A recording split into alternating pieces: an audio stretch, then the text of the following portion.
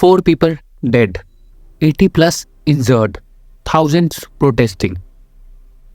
Ladakh, one of the India's most peace and beautiful region, is angry. But why?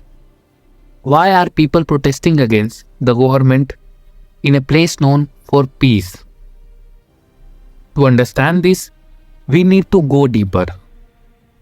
Hey everyone, welcome to my channel.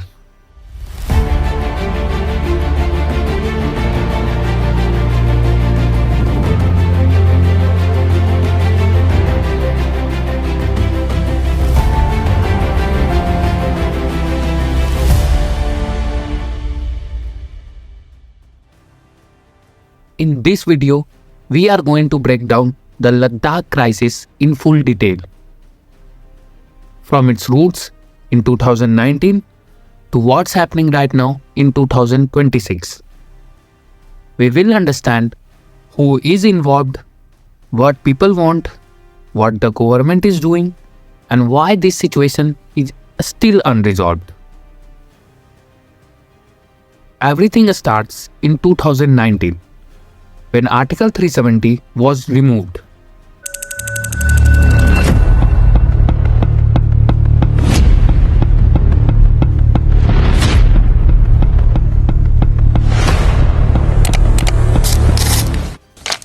Jammu and Kashmir was reorganized and Ladakh became a union territory.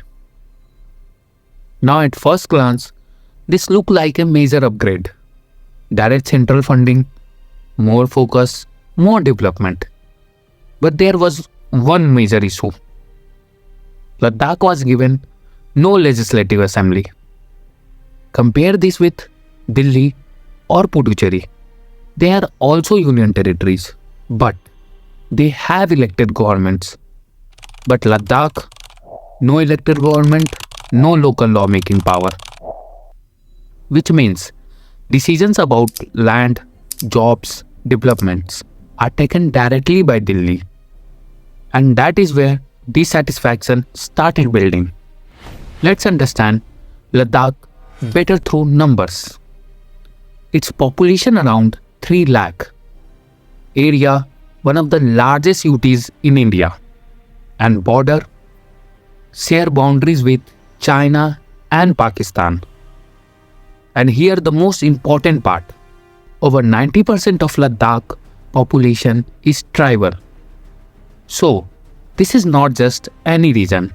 This is a tribal majority, strategically sensitive, environmentally fragile area, and yet it doesn't have strong constitutional protection.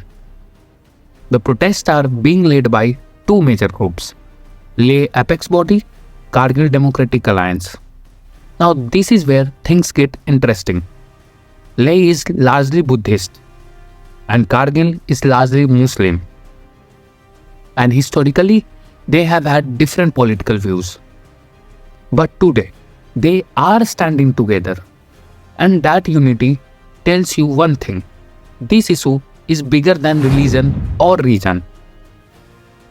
When completely different communities unite, you know something serious is happening. Let's break down what people actually want. First, statehood. They want Ladakh to become a full state, like Himachal Pradesh or Uttarakhand. That means their own elected government, their own chief minister, and control over decision. Second, 6th schedule, most important. This is the heart of the movement. To understand this, think of it like a protection shield. The 6th schedule is a special provision in the Indian Constitution. It is currently applied in Assam, Meghalaya, Tripura and Mizoram. Imagine you live in a place with unique culture, traditions and land, and now suddenly outsiders start coming in, buying land, starting businesses, and slowly your identity starts disappearing. This is exactly what Ladakh fears. Protect land from being freely sold to outsider, gives power to autonomous council, allows local to make laws on land, culture, resources. In short, it gives control to the people living there. Ladakh has a huge tribal population, but it is not included in the 6th schedule, and that is why people are demanding it. Third, jobs and representations. People want local job for locals. They want their own public service commission. Fourth, constitutional safeguard. Similar to Article 371 in some states, to protect identity and rights. This movement is not just political, it's deeply emotional. Land fear. Without protection, outsider can buy land, and over time, locals may lose control. Environmental fear. Ladakh is one of the most fragile ecosystems in India. Glaciers, water systems, biodiversity, everything is delicate. Rapid development could destroy it permanently. Job fear. Opportunities are limited, and locals fear that outsiders will dominate employment. This is not just a protest. This is a fight to protect an entire way of life. In 2025, things escalated. Activist Sonam Wangchuk started a hunger strike. We are seeking just the basic, simple, democratic rights that are enjoyed by almost everyone in the world and definitely everyone in India. Thousands joined protests across Ladakh, but then the situation turned serious. Police action led to 4 deaths. 80 plus people were injured. Many protesters were arrested. Wangchuk himself was detained for months. And this triggered even more anger. Even today in 2026, protests are still ongoing. The government has not been silent. Some steps have been taken. Reservation increased from 45% to 84%. Recruitment drives started. Talk held with local leaders. But the biggest demand, statehood, 6th schedule, still not accepted. But this is the core reason why protests continue. Right now, Ladakh is in a deadlock. On one side, people demanding control over their future. On the other, a government that is cautious about giving that control. And until this gap is resolved, the protests are likely to continue.